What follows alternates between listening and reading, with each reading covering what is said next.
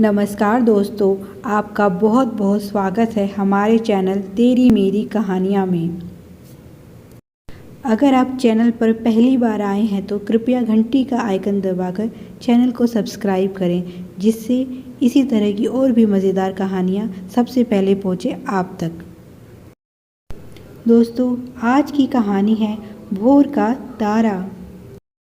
मनोज बाबू की posting principal के तौर पर बिहार के एक छोटे से गांव में कर दी गई। वह शहर में रहने के आदी थे। निपट देहात में उनका रहना मुश्किल था, पर नौकरी छोड़ भी नहीं सकते थे। यहाँ गांव का जीवन उनके लिए बड़ा दुखदाई था। न बिजली न पानी की सुविधा थी, न ही मोबाइल के सिग्नल ठीक से आते थे। ऊपर से गांव के बच्चे भी बड़ी शरारती थे। वे बार बार उनके शहरी पहनावे और बोलचाल का मजाक उड़ाते। पर गांव के लोग बड़े सरल थे, किसी तरह का कोई कपट नहीं। शहरों में तो किसी को दूसरे से बात करने की फुर्सत ही नहीं मिलती, पर यहाँ तो सभी मिलजुल कर रहते हैं। सही मायने में यही भारत है, वे मन ही मन सोचते। आते जाते सभी उन्हें आदर से मास्टर जी कहकर नमस्कार करते तो उन्हें बड़ा अच्छा लगता। गांव का स्कूल भी टूटा फूटा था। न ढंग के ब्लैक बोर्ड थे, न बच्चों के बैठने के लिए बेंच थे। शायद इसीलिए बच्चों का मन पढ़ाई में कम, शरारतों में ज़्यादा लगता था। यहाँ अगर उनका कोई दोस्त था तो वह था भोर का तारा। जहाँ शहरों में आसमान में तारे दिखने ही मुश्किल थे, वहीं गांव में उन्हें अपना सबसे प्यारा दोस्त मिल गया था। बचपन से ही उन्हें शुक्र ग्रह यानी भोर के तारे को देखने की आदत थी, पर शहर के आपाधापी में वह दिखता ही नहीं था। इस तारे के साथ उनके बचपन की और माँ की यादें जुड़ी हुई थी। जब भी वे कभी उदास होते या बहुत दुखी होते तो वे अपनी सारी बातें इसी तारे को बताते, और जैसे वह भी उनकी बातें सुनता और मुस्कुराता। वह उन्हें उनकी मुश्किल घड़ियों में राह भी दिखाता आया है, और अब भी उसने उन्हें एक नई राह दिखाई है और उनके अंदर के सोए हुए देशभक्त को जगा दिया है। यह नई राह थी अपने कर्तव्य को निभाने की।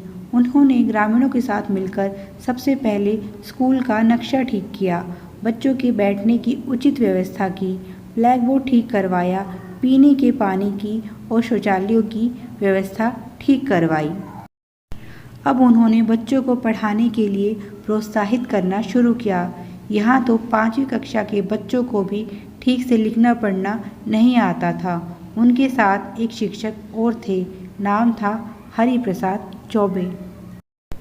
वे गणित के अध्यापक थे, पर उनका खुद का गणित ही ठीक नहीं था। पता चला जुगाड़ करके यह नौकरी पाई है, पर वे बड़े परिश्रमी थे और यहाँ कई सालों से कार्यरत थे, तो बच्चे भी उनसे डरते थे। उन्होंने कहा कि सर, आप जैसे कहेंगे हम वैसे ही करेंगे, पर आप हमारी शिकायत नहीं करना। स्कूल में बच्चे कम ही आते थे, तो सबसे पहले दोनों ने घर घर जाकर माता पिता को बच्चों को स्कूल भेजने और पढ़ाई लिखाई के प्रति जागरूक किया। बच्चों की शरारत पर भी लगाम लगाई और धीरे धीरे स्कूल में बच्चों की संख्या बढ़ती चली गई। बच्चों की पढ़ाई का स्तर भी धीरे धीरे सही हो रहा था। मनोज जी बहुत खुश थे कि उनकी मेहनत रंग ला रही है। इसी बीच उनके ट्रांसफ़र का लेटर आ गया। वह बहुत खुश हुए कि चलो अब गांव के कष्टों से छुटकारा मिला, पर जब बच्चों को यह बात पता चली तो वे बड़े उदास हुए। शाम को गांव के सरपंच के साथ लोग उनके घर के बाहर खड़े थे। वे अपने घर के बाहर इतनी भीड़ देखकर घबरा गए कि कहीं स्कूल में कुछ हादसा तो नहीं हो गया है। स्कूल की छत भी बड़ी जर्जर अवस्था में थी, वह भी मरम्मत मांग रही थी। इसके बारे में मनोज जी ने जिले के शिक्षा विभाग में भी एक पत्र लिखा था, परंतु अभी तक कोई कार्रवाई नहीं हुई थी। वह धड़कते दिल से बाहर आए। सीधा सरपंच जी से पूछा, स्कूल में सब ठीक तो है ना? सरपंच बोले, मास्टर जी, स्कूल में सब ठीक है। हम सब यहाँ एक प्रार्थना लेकर आए हैं। उन्होंने राहत की सांस ली और बोले, कहिए क्या बात है? सरपंच बोले, मास्टर जी सुना है आपका तबादला हो गया है और आप यहाँ से जाने वाले हैं। मनोज जी चहकते हुए बोले, जी हाँ, आपने बिल्कुल ठीक सुना है।